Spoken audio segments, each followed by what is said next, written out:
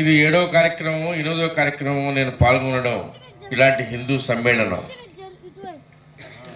అయితే సహజంగా ఇంతమంది పాల్గొన్నటువంటి కార్యక్రమంలో మధ్యలో వాళ్ళలో వాళ్ళు మాట్లాడుకోవడం, గోల్ చేయడం, అటు ఇటు తిరుగుతూ ఉండడం, మధ్యలో లేచి వెళ్ళిపోతూ ఉండడం, ఇట్లాంటివి సహజంగా జరుగుతూ ఉంటాయి ఇంత పెద్ద కార్యక్రమాల్లో. కానీ ఇక్కడ ఒక్క చోటనే నేను అలాంటి పరిస్థితులు చూడటం లేదు. అందరూ చాలా ఓపికగా ప్రసంగాలు వింటున్నారు, నించుని కూడా కొంతమంది వింటున్నారు. కుర్చీలు ఉన్నప్పటికీ నించోవడం మనకు అలవాటు కదా.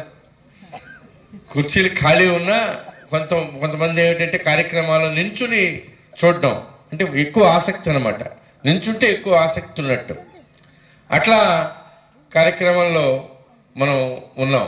అయితే నాకు ఇందాక చంద్రశేఖర్ గారు చెప్పారు, ఏమండి మీరు చివరిలో ప్రసంగిస్తారంటున్నారు, మీరు చివరిలో కనుక ప్రసంగిస్తే ఎవరు ఉండరండి, అందరూ వెళ్ళిపోతారు అన్నారు. పర్లేదు, పోయేవాళ్ళు పోనివ్వండి, ఉండేవాళ్ళు ఉంటారు, వినేవాళ్ళు వింటారు, ఎవరి భాగ్యం వాళ్ళది కదా అన్నాను నేను. అయితే అదృష్టం ఏమిటంటే మీరు ఎవరో లేచిపోలా, ఎవరో కొంతమంది తప్ప. ఇప్పుడు కాస్త కుర్చీలు ఖాళీ ఉన్నాయమ్మా. ఈ కోలాటం వేసిన మాతృమూర్తుల్లో కింద కూర్చోలేని వాళ్ళు ఎవరైనా పెద్దవాళ్ళు ఉంటే కనుక కుర్చీలో కూర్చోవచ్చు. నేను ఒక చిన్న ప్రశ్నతో నా ప్రసంగాన్ని మొదలు పెడతాను. మన ఇంట్లో, మన ఊర్లో ఎవరైనా మహిళా డాక్టర్ ఉన్నారనుకోండి, లేడీ డాక్టర్, ఆమెను మనం ఏమంటామండి?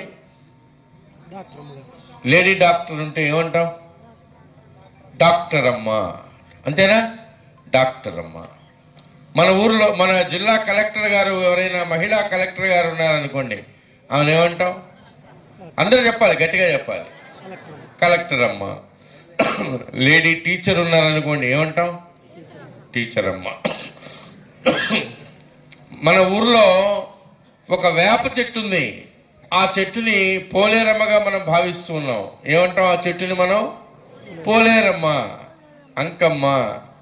మన గోదావరి నది ఉంది, ఏమంటాం? గోదారమ్మ. కృష్ణా నది ఉంది, కృష్ణమ్మ, కావేరమ్మ, యమునమ్మ, గంగమ్మ. ఇది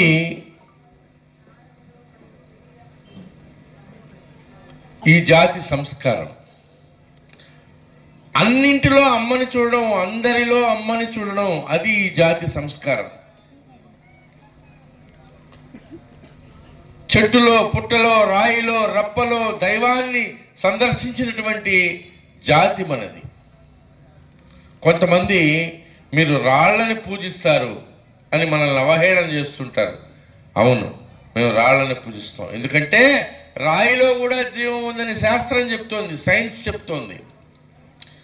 దీన్ని కొన్ని వేల సంవత్సరాల క్రితమే మా పూర్వీకులు గుర్తించి ఆ రాయిలో ఉన్న జీవాన్ని దైవంగా భావించి పూజిస్తున్నారు, ఆరాధించారు. రాయికి, రప్పకి, చెట్టుకి, చేమకి, చరాచరమ్ముల కన్నిటికి నతమస్తకమౌ నతులు సలుపు పరమోన్నతమౌ ఘన సంస్కృతిది. వినయము విద్యాభూషణమనుకొను విమల మనస్కుల వీడు ఇది. దురహంకారము దరిచేరని మహనీయ జీవనుల మార్గమిది. యోగులు సాగిన మార్గమిది. ఇలాంటి యోగులు సాగిన మార్గం ఇది. యోగులు సాగిన మార్గమిది, లోకములేలిన దుర్గమిది, శాశ్వత శాంతుల స్వర్గమిది. భగవద్ధ్వజ ఛాయలలో మాయని భరతావని దిగ్విజయమిది. ఇక్కడ మనం రాయిని, రప్పని, చెట్టుని, చేమని అన్నింటిలోనూ ఆ భగవంతుడిని దర్శించి ఆరాధించిన జాతి మనది. ఎందుకంటే అణువులోనూ పరమాత్ముడు దాగి ఉన్నాడని, కంకరమే శివశంకర హై అనేటువంటి విశ్వాసం మనది. అది సైన్స్ కూడా అదే చెప్తా ఉంది. ఒక చిన్న పదార్థం ఉంటే ఆ పదార్థాన్ని అనేక భాగాలుగా చేసినట్లయితే అది కణం అవుతుంది, కణాన్ని భాగాలుగా చేస్తే అణువు అవుతుంది, అణువును భాగాలుగా చేస్తే పరమాణువు అవుతుంది. పరమాణువులో కూడా జీవం ఉంది, కదలిక ఉంది. కేంద్రకం చుట్టూతా, న్యూక్లియస్ చుట్టూతా ఎలక్ట్రాన్లు పరిభ్రమిస్తూ ఉన్నాయి. చెట్టుకు కూడా ప్రాణం ఉంది అని జగదీష్ చంద్రబోస్ అనే శాస్త్రవేత్త చెప్పాడు. దీన్ని కొన్ని వేల సంవత్సరాల క్రితమే గుర్తించినటువంటి జాతి కనుక మనం చెట్లలో కూడా దైవాన్ని దర్శించి ఆరాధించాం. మనం భూమి గుండ్రంగా ఉంది అని చెప్పింది ఎవరంటారు? సహజంగా భూమి గుండ్రంగా ఉంది, భూమి గోళాకారంగా ఉంటుంది అని న్యూటన్ చెప్పాడు అంటారు. అవునా? న్యూటన్ చెప్పాడు. న్యూటన్ ఎన్ని సంవత్సరాల కిందట